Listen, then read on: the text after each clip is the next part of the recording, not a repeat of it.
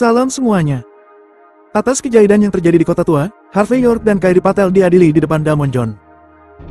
Langsung saja, bersama gameplay ini, mari kita lanjutkan kisah Bang Harvey chapter 5500 sampai 5004. Chapter 5500. Kamu sangat tidak tahu malu. Naomi melompat karena marah. Harvey York tersenyum ringan dan berkata, "Tidak tahu malu? Meskipun aku cukup baik untuk membantu, aku tidak mematahkan tangannya karena keinginanku sendiri. Jadi jangan bicara omong kosong. Aku berani. Aku hanya membantunya. Aku orang yang baik. Siapapun yang berani berbicara omong kosong, aku akan menuntut kalian karena pencemaran nama baik." Memfitnah penasihat pemerintah adalah kejahatan yang sangat serius. Setelah mengatakan ini, Harvey York memandang Curtis Lee yang tergeletak di tanah sambil tersenyum, dan berkata sambil tersenyum, "Tuan Lee, tolong katakan. Tangan atau kakimu yang mana lagi yang ingin aku patahkan? Kami pejabat pemerintah pasti akan menemukan cara untuk membantumu. Jangan khawatir. Bahkan jika aku tidak bisa menanganinya dengan sempurna untuk sementara waktu, aku akan meminta ambulans dari rumah sakit datang secepat mungkin. Ngomong-ngomong, kamu bisa memegang kata-kataku. Tapi melihat tempat ini, sepertinya ambulans tidak bisa masuk. Apa yang bisa aku lakukan nanti?" Mendengar kata-kata Harvey York, Curtis Lee menggigil lagi. Setelah tersandung untuk waktu yang lama, dia mengucapkan sepatah kata. "Dasar bajing." Jelas, Curtis Lee sudah sangat menderita dalam hidup ini. Tapi dia tidak menyangka Harvey York akan begitu mudah mengambil tindakan hari ini. Yang paling penting adalah tidak ada cara untuk melawannya balik.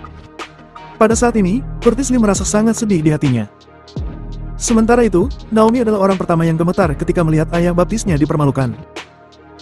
Tetapi hal-hal telah berkembang hingga titik ini, dan tidak ada ruang untuk rekonsiliasi antara kedua belah pihak.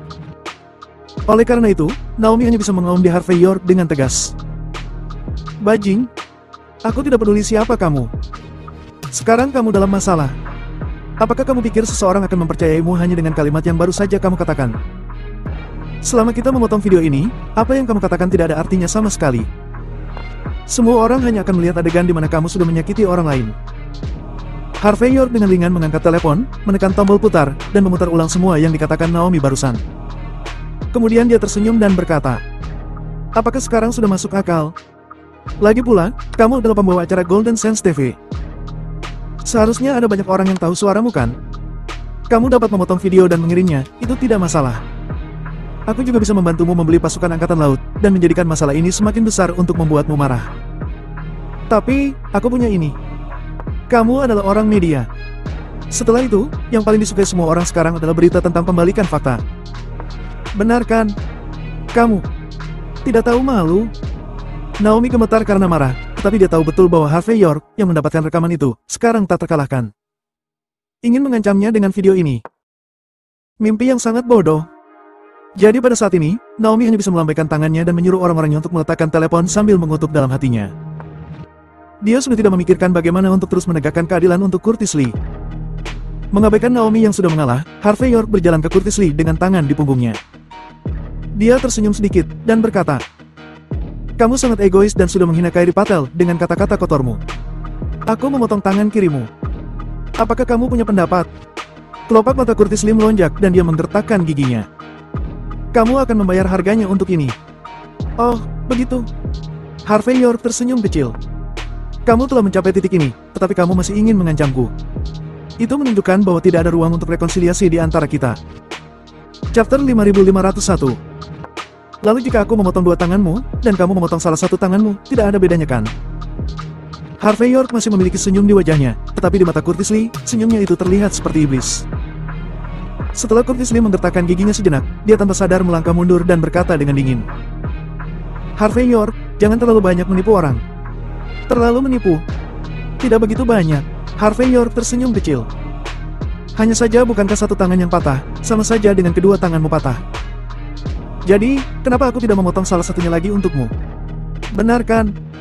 Curtis Lee mengertakkan gigi dan berkata, "Kamu masih ingin mematahkan tanganku? Apakah kamu tidak tahu bahwa aku adalah senior dari Duna Bawah? Kagen Lloyd adalah saudara angkatku, dia adalah kepala Kagen Lloyd. Dengan dukungannya, apakah kamu masih berani menyentuhku? Yang paling penting adalah selain dia, masih ada banyak orang di belakangku. Mereka yang menyinggungku, akan berakhir dengan mengerikan. Aku akan memberitahumu. Tidak ada gunanya bagimu, untuk menyesal sekarang." Pada saat ini, Curtis Lee agak tidak jelas. Harvey York menghela nafas dan berkata, "Memang, penyesalan tidak ada gunanya. Tapi masalahnya, aku belum siap untuk menyesalinya." Saat berbicara, Harvey York melangkah maju dan menginjak tangan kanan Curtis Lee. Jeritan mengerikan terdengar, Curtis Lee berguling langsung di tanah dengan ekspresi jelek di wajahnya. Dia tidak pernah membayangkan bahwa dia telah mengatakan semua pendukungnya, tetapi Harvey York masih berani membuat masalah dengannya seperti ini. Harvey York mengabaikan ratapan Curtis Lee. Dia berjongkok, mengulurkan tangan dan menepuk wajahnya, dan berkata dengan ringan, "Aku ingin melihat perjanjian relokasi disampaikan kepada pemerintah Golden Sands sebelum pukul 10 besok pagi. Terlambat 1 menit saja, aku akan mematahkan kakimu." Ketika kata-kata itu jatuh, Harvey York berbalik dan hendak pergi bersama Kairi Patel. "Kamu tidak bisa pergi. Ini belum selesai. Aku akan memberitahumu, meskipun aku tidak bisa mengutukmu di media. Tapi sikap cerobohmu karena sudah menyakiti orang tidak akan berakhir seperti ini. Aku sudah menghubungi Dragon Cell, dan Dragon Cell pasti akan mendapatkan keadilan untuk Tuan Lee." Sebelum Naomi selesai berbicara, Harvey York sudah melangkah maju dan menendangnya ke tanah. "Jangan berbicara omong kosong. Aku bisa menghancurkan wajahmu." Adegan ini membuat Chansu Foster terkesiap. Jelas, perkembangan insiden ini benar-benar melebihi harapannya. Setelah Kairi Patel dan Harvey York pergi, dia mengeluarkan ponselnya dengan gemetar, lalu memutar nomor.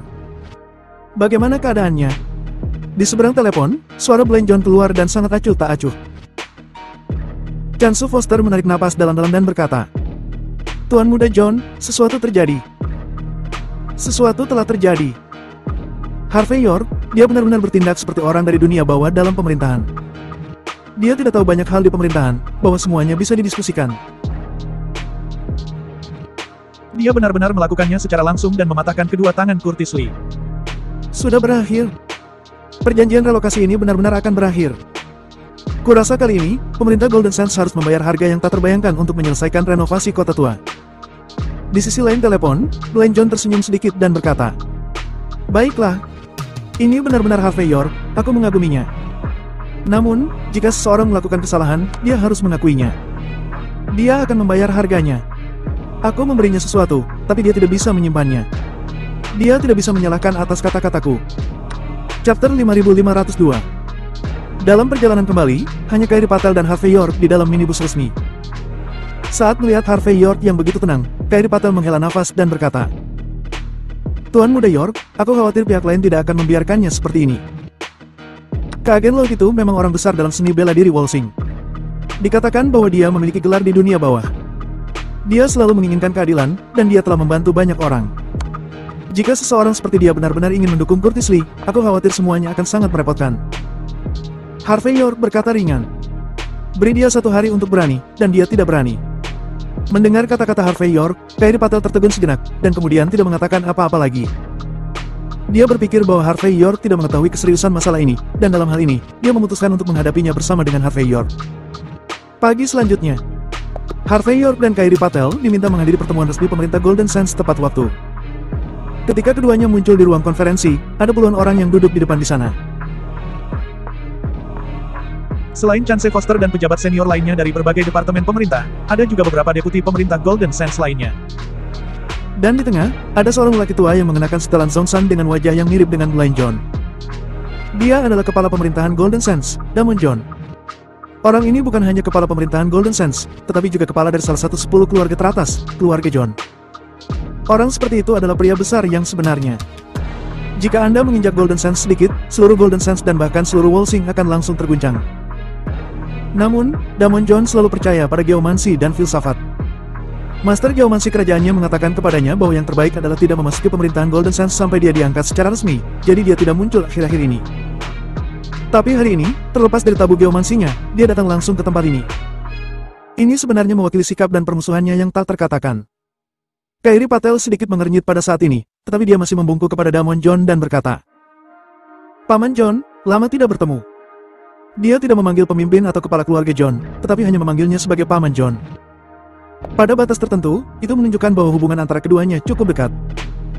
Damon John hanya mengangguk ringan sebagai salam tanpa sedikit pun tidak berbicara. Harvey York melihat tanda kursi merah di depan semua orang di depannya, sebelum dan berkata dengan tenang, "Semua orang di pemerintahan Golden Sands ada di sini." Semua orang terlihat sangat rapi. Mungkinkah seseorang ingin mengundangku makan hotpot di siang hari? Kata-kata Harvey York tidak menunggu tanggapan dari Damon John dan yang lainnya. Sebaliknya, pejabat tua dari pemerintah menyipitkan mata di Harvey York saat ini, seolah-olah mereka ingin melihat apa yang kepala dan lengan Harvey York, yang sudah berani melanggar aturan pemerintah. Tanpa menunggu Harvey York mengatakan apa-apa, Chansu Foster tiba-tiba berdiri pada saat ini, dengan sikap arogan yang didukung oleh orang lain. Tuan John, dan kalian semua. Orang yang ingin aku keluhkan kepadamu adalah penasihat resmi Golden Sands ini, Harvey York. Karena tindakannya, perjanjian relokasi dengan Curtis Lee, dan kita benar-benar akan dirugikan. Aku sudah bekerja sangat keras, tetapi konsultan York mengatakan bahwa aku tidak kompeten dan ingin memecatku dan menyelidiki pekerjaanku di masa lalu. Aku sudah bertaruh dengannya demi wajah pemerintah kita dan kepentingan 2000 pegawai Departemen Pertanahan kami. Chapter 5503. Meskipun aku tidak puas dengan konsultan York, aku juga berharap bahwa proyek renovasi kota tua akan selesai secepat mungkin. Jadi, aku masih pergi ke Curtis Lee dengan merendahkan diriku. Aku memberi mereka kesempatan untuk saling bertemu. Tapi, saat bertemu kemarin, Curtis Lee bercanda dengan Kairi Patel karena sangat mengaguminya. Tapi aku tidak menyangka bahwa konsultan York malah mematahkan kedua tangannya tanpa ragu-ragu. Saat mengatakan itu, terlihat kengerian di wajah Chansu Foster. Sebagai penasihat pemerintah, dia malah memukul orang dengan santai. Ini sudah merupakan pelanggaran hukum, dan kejahatannya satu kelas lagi. Tetapi konsultan York juga benar-benar mengancam Tuan Lee. Jika dia tidak menandatangani perjanjian dan mengirimkannya, dia akan mematahkan kedua kakinya. Kita semua adalah pejabat pemerintah yang melayani masyarakat. Bagaimana kita bisa melakukan hal yang sama seperti gangster di jalan? Jadi, aku pikir Kairi Patel tidak mengenal siapapun dengan baik, dan tidak memenuhi syarat untuk menjadi orang kedua di pemerintahan Golden Sands kita.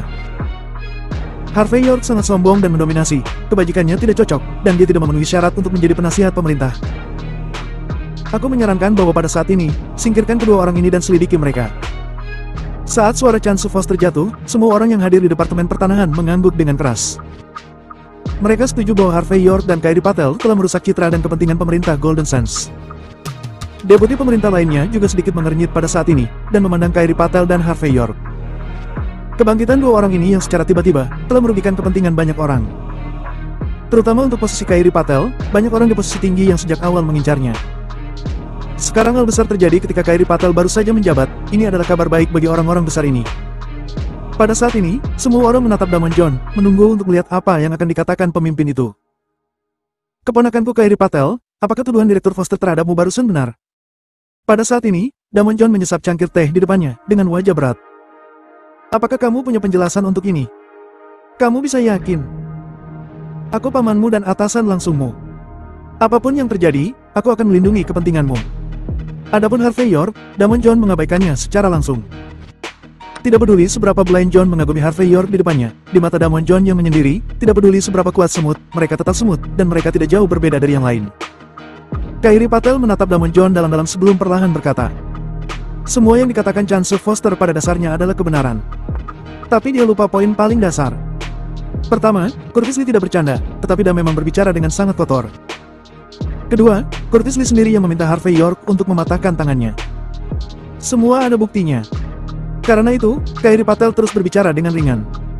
Menurut pendapatku, aku dan Harvey York sudah bertindak dengan benar. Masalah ini tidak memenuhi syarat untuk diajukan ke ruang konferensi semacam ini untuk diskusikan. Mendengar kata-kata Kairi Patel, Harvey York tersenyum.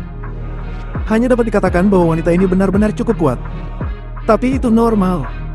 Tanpa kekuatan seperti itu, kualifikasi apa yang ada untuk muncul pada kesempatan seperti itu? Mendengar kata-kata Kairi Patel, Chansu Foster seperti kucing yang ekornya diinjak. Dia melompat tiba-tiba dan berkata dengan keras. Kairi Patel, jangan berpikir kamu bisa membuat hal-hal besar menjadi kecil seperti ini. Chapter 5504. Tuan Lee adalah orang yang sangat romantis saat dia masih muda. Jadi ketika dia berbicara, kamu pasti akan memiliki sedikit kefasihan. Dia hanya bercanda tentangmu, itu artinya dia menghormati kecantikanmu. Kamu tidak tahu bagaimana harus berterima kasih kepadanya atas penghargaannya. Namun kamu masih berani membela Harvey York yang sudah mematahkan tangannya. Bisakah kamu sedikit masuk akal? Terlebih lagi, bahkan jika Curtis Lee benar-benar ingin memanfaatkanmu, kamu pasti sudah melepas celana dan membuka kakimu. Paling lama beberapa menit, kesepakatan relokasi bisa didapatkan. Apa yang buruk tentang ini? Sebagai orang kedua di pemerintahan, kamu bertanggung jawab atas Departemen Pertanahan. Apa salahnya mengambil kerugian kecil untuk ini? Aku bukan seorang wanita. Jika aku seorang wanita, dan Curtis Lee menyukaiku, demi kepentingan pemerintah Golden Sands kita, apalagi bermain dengannya. Bahkan jika dia ingin bermain denganku selama sisa hidupku, aku akan melakukannya. Dia sudah membela kepentingan negara di masa lalunya. Apa yang terjadi padamu hari ini? Kamu tidak memiliki kesabaran sama sekali. Apakah kamu masih memenuhi syarat untuk duduk di posisi ini? Mendengar perkataan Chance Foster, banyak orang yang hadir sedikit mengangguk.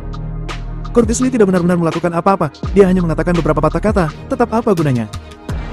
Ini normal di dalam masyarakat. Jadi aku sarankan, kita harus memecat Nona Patel hari ini. Chance Foster terus melambaikan tinjunya, seolah-olah dia adalah keadilan di dunia dan langit di Golden Sands. Mata semua orang di lapangan tiba-tiba tertuju pada Kairi Patel, dan semua orang ingin melihat bagaimana dia akan memecahkan permainan. Kairi Patel, jika memang benar apa yang dikatakan Direktur Foster. Harvey York sudah mematahkan tangan Curtis Lee karena beberapa lelucon. Ini memang agak terlalu berlebihan. Mereka bisa saja datang untuk menuntut kita, atau pergi ke media untuk membicarakannya. Akibatnya kita semua akan masuk dalam berita besar. Damon John menyipitkan matanya sedikit dan terus berbicara. Sebagai seorang atasan, seorang penguasa, kamu harus mengingat satu hal. Ketika berhadapan dengan kepentingan umum, kamu harus benar-benar melupakan kepentingan pribadi. Ada pepatah yang mengatakan, bahwa mereka yang menjadi pejabat harus meninggalkan urusan pribadi demi urusan publik. Kamu bahkan tidak bisa melakukan ini. Bagaimana kamu bisa berada di posisi itu? Bahkan jika itu karena kamu merasa sudah dihina, kamu bisa pergi dari sana. Setelah itu, jika kamu membiarkan orang-orang di kantor polisi menanganinya, apakah mereka masih bisa memberi Anda keadilan? Tapi aku berterima kasih kepadamu karena mengambil posisi selama sehari, dan kamu memiliki sikap sebagai bos untuk posisimu. Tapi tindakanmu akan merusak citra pemerintahan Golden Sands kita. Itu juga membuatku tidak bisa menjelaskan kepada orang-orang di Golden Sands. Aku hanya bisa mengatakan, Nona Patel, aku sangat kecewa padamu. Jelas, Damon John secara langsung menjalankan kepentingan massa dan pemerintah. Oh, apa yang membuatmu begitu kecewa? Sebelum Kairi Patel selesai berbicara, Harvey York berbicara dengan ringan. Kamu mengatakan seolah-olah kamu benar. Tetapi pertanyaannya adalah, bisakah kamu melakukan hal-hal ini sendirian? Apakah kamu bisa menghadapi penganiayaan orang lain? Apakah karena aku menamparmu sekarang, kamu harus menelan amarahmu demi situasi keseluruhan? Seperti anak laki-lakimu,